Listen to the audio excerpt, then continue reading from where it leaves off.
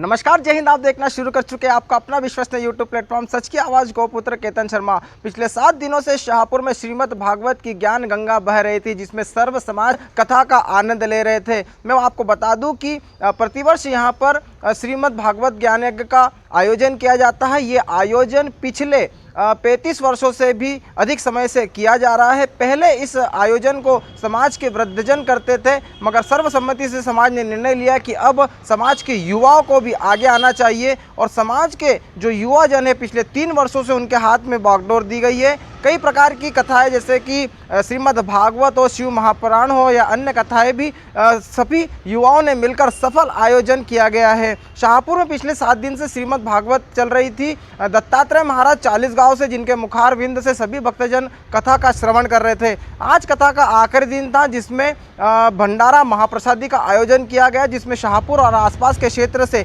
बड़ी संख्या में श्रद्धालु शामिल हुए और प्रसादी का आनंद लिया।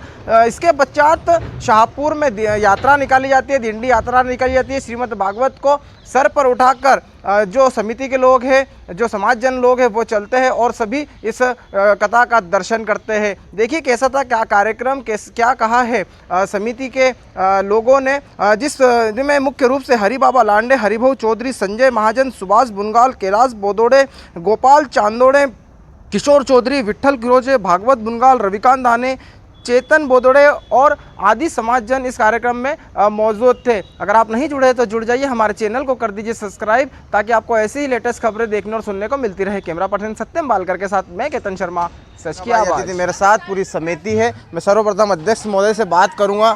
युवा है आप और पिछले कई वर्षों से हम देख रहे हैं कि युवाओं के हाथ में समाज ने बागडोर दी है। कैसा रहा इस बार का आयोजन? इस बार का आयोजन दिव्य और भव्य रहा। इस बार में महाप्रसादी में जन सलाब के जैसे लोग आए, यानी हम भी इस बार देखा हमने कि हमने यानी अगले साल पिछले साल से ज़्यादा पब्लिक आई। हाँ, प्रसादी ग्रहण में युवा है मेरे साथ। पिछले साल से कई वर्षों से हम देख रहे हैं कि जो समिति की बागडोर है वो युवाओं को दी गई भी है। पहले वृद्ध लोग जो थे, समाज के वरिष्ठ जो थे, वो इस बागडोर को संभालते थे। कैसे देखते हैं आप? हम ये देखते कि हमारा पुण्य ही है। उसके बाद में जो बड़े जो बुजुर्ग लोग करते थे कथा, तो अभी वो भी कब तक करेंगे, उन्होंने हमारे को सौंप दिया। बोले हम कब तक करेंगे, हम वो जब भी वो है हमारे पीछे उनका बहुत सहयोग है, इसलिए उनका सहयोग है, इसलिए हम कर पा रहे हैं। और यहाँ पे 4 जनवरी से भागवत सप्ताह प्रारंभ हुई, अभी 11 जनवरी को समाप्त है। अभी आज भंडारे का आयोजन किया था नगर भोज का। इसके बाद में शोभा यात्रा निकलेगी। शोभा यात्रा के बाद में यहाँ पे भारूड़ का आयोजन किया गया है। समाज के जो वरिष्ठ जन है, बाबा है, कई सालों तक आपने इस भागवत की बागडोर अपने हाथ में रखी थी। उसके बाद आपने निर्णय लिया कि जो समाज के युवा है वो इस कार्य को आगे बढ़ाए। तो कैसे देखते हैं अब आप? हम यानी कि युवाओं को दे दो, हम कब तक करेंगे? बूढ़े आदमी आना अच्छे 3 साल से उनके हवाले कर दिया है ना, हम अभी भी मदद कर रहे हैं उनसे, तो अच्छा रहा है प्रोग्राम। मतलब आपका आशीर्वाद रहता है और सब कुछ अच्छे संभालते हैं। हाँ, मेरा आशीर्वाद है, आप सब कुछ भी संभाल लेते हैं। और भी कुछ लोग हैं मेरे साथ। क्या रात्रि में कार्यक्रम है और किस प्रकार से आयोजन है? रात्रि में भारूड़ का कार्यक्रम आयोजित किया गया है और ऊर्जावान लोगों के नेतृत्व में यह 7 दिवसीय भागवत कथा बहुत सुंदर तरीके से संपन्न हुई। इसके लिए मैं हमारी युवा टीम को, हमारे वरिष्ठ मार्गदर्शक मंडल को बहुत बहुत धन्यवाद देता हूं और आशा करता हूं कि इसी प्रकार से प्रतिवर्ष वो कथा का सफलतापूर्वक आयोजन करें। ये जो धर्म मंडप है, यहाँ पर 30 साल से हमारे यहाँ सत्संग और ये भागवत कथा का आयोजन किया जाता है।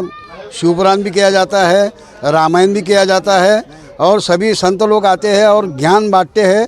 और हमारे जो युवा पीढ़ी है, इनके हाथ में हमने बागडोर 3 साल से दे दी है और ये धर्म ज्ञान बांटते हैं। संत लोग, रात में कीर्तन होता है, सत्संग होता है और कथावाचक भी हमारे को कुछ ज्ञान की बातें सुनाते हैं। उसमें हमारे जो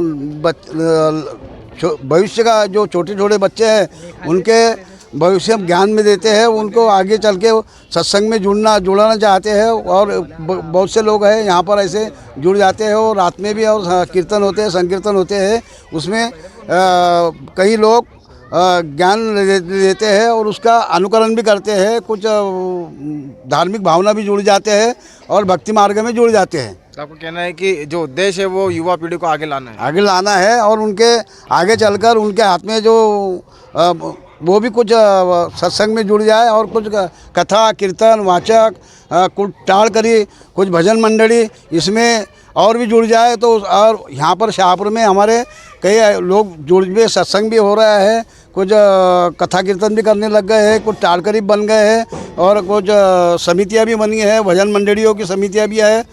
और मार्गदर्शन मिल रहा है, छोटे छोटे बच्चों को मार्गदर्शन मिल रहा है। उसके हिसाब से आगे चल के भविष्य में ये जो छोटे बच्चे हैं ये और जुड़ जाएंगे और ये कथा और भी परिवार बड़ा परिवार बन जाता है और आगे चल के करते रहेंगे।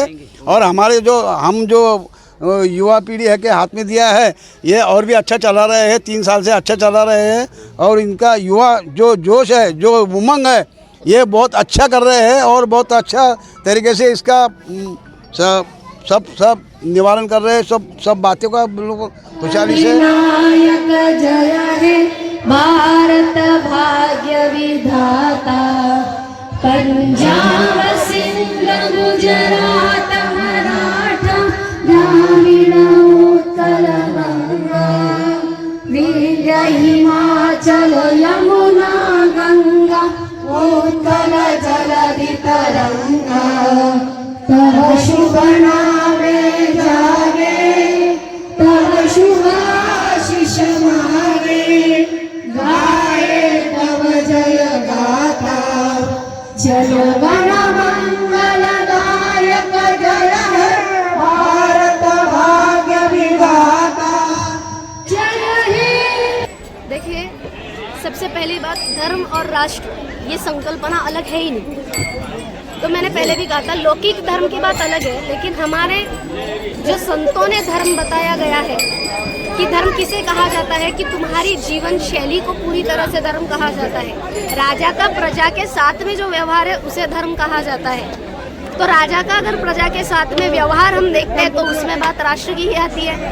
पहले स्वतंत्रता के पूर्व राष्ट्र जब निर्माण नहीं था, जब हम स्वतंत्र नहीं थे, तो तब राष्ट्र एक करने की बात थी। लेकिन आज राष्ट्र हमारा निर्माण हो चुका है, लेकिन राष्ट्र की जो हमारी इंटरनल परिस्थिति है, जो आंतरिक है, कि जिससे हम लोकतंत्र को चला रहे हैं, अगर ये लोकतंत्र है इसका मतलब यही हमारा धर्म है। जो संविधान है फिलहाल के लिए वो संविधान ही हमारा धर्म है।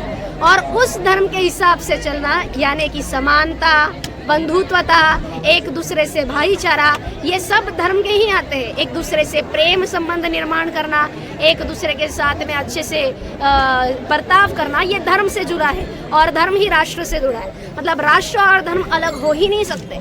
अगर तुम एक अच्छे धार्मिक व्यक्ति हो तो तुम ही राष्ट्र के साथ में चल सकते हो।